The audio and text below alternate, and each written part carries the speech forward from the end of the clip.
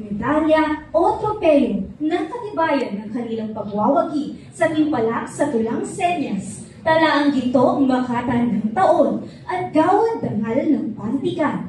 Sa paraang virtual o recorded ang magiging tugon o mensahe ng mga nagkamit ng unang gantimpala sa mga napagiging na timpalak at ang mga gagawaran ng dangal ng pantikan.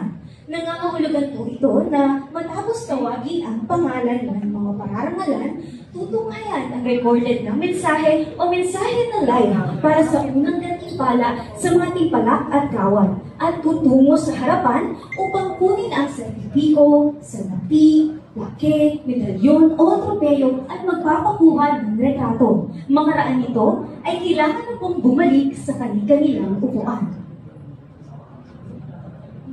Ang parangal na ipagkakaloob natin ay para sa mga nagwagi sa timpalak sa tulang senyas, na kauna-unahang timpalak sa pagtula sa pasenyas na paraan. Itinaguyod ng KWF na naglalayong palaganapin ang Filipino Sign Language bilang tunay na wika, pagsulong ng Filipino Deaf culture sa pamamagitan ng pantikan, kilalanin at bigyang puwang ang di matatawarang kakayahan at husay ng mga kababayan nating deaf at makapag-ambag sila sa panulaang Filipino ng kanilang obra sa pamamagitan ng pasenyas ng pagtula.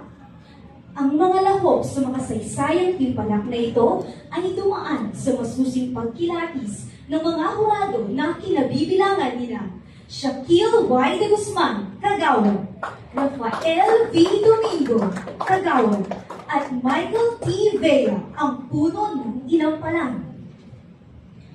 Upang igawad ang parangal sa mga nagwagi, tinatawagan po ng umanig sa entablado ang lupon ng inampalan kasama sina Commissioner Benjamin M. Mendilio Jr. at Commissioner Carmelita C. Abdurrahman.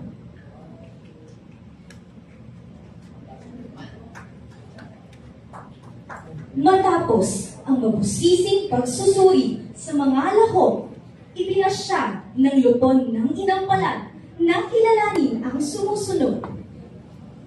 Ikatlong gantimpala, Yvette S. Amorado sa kanyang tulang senyas na phreatic eruption ng Bulkang Canlaon.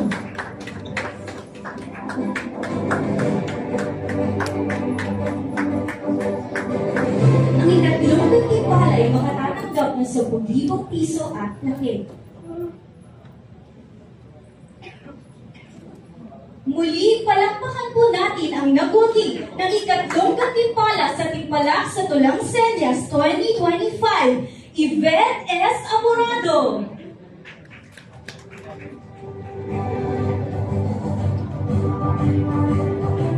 Maaari na po tayong bumalik sa kanilang upuan.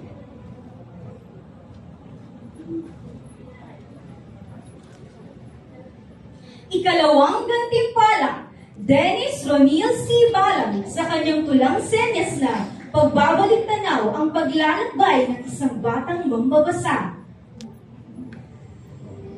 Ang ikalawang gantimpala ay makatatanggap ng 15,000 piso at laki.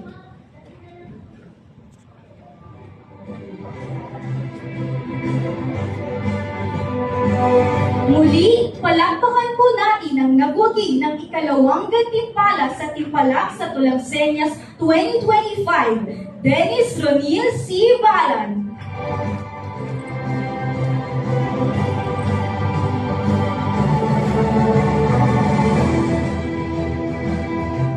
Sa puntong ito, tunghayan natin ang mensahe ng nagkamit ng unang gantimpala.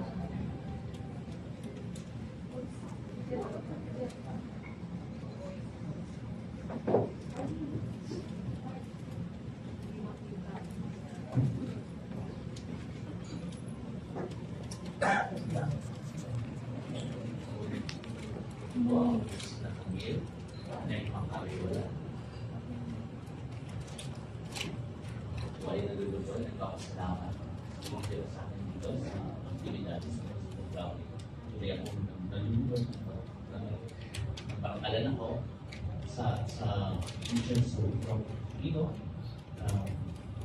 tulang Bitisyon 2025 na may tema Nagbabalik ka na sa lugar na doon po ay gusto ko ako ay naging oportunidad na sumali.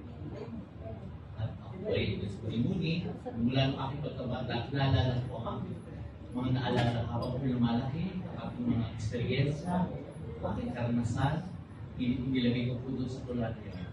Nilagay ko po. At doon po sa tema, at doon po ay kung inaasahan na ako ang mananalo, tunay ko ako'y nalulugod. At natutuwa akong tanggapin ang tropeyo, ang medalya, at tunay ko akong nagagala. Maraming salamat po sa inyo lahat. Mahal ko po kayo. Unang gantimpala ng Daniel M. Macariola sa kanyang tulang senyas na pagtanaw sa tradisyonal at makabagong larong Pilipino. Ang unang gantimpala ay makatatanggap ng 20,000 piso at plaque.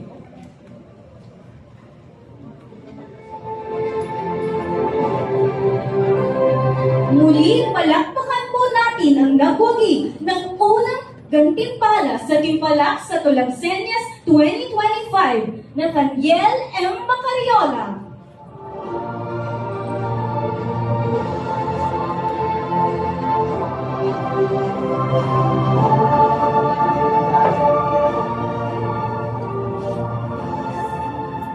Muli, pagbati po sa lahat ng nagwagi sa kauna-unahang timpalak sa pagtula gamit ang Filipino Sign Language na timpalak sa Tulang Senyas 2025. Maaari na rin pong bumalik sa kanilang upuan ng ating mga komisyoner at lupon ng inampalan. Maraming salamat po. Para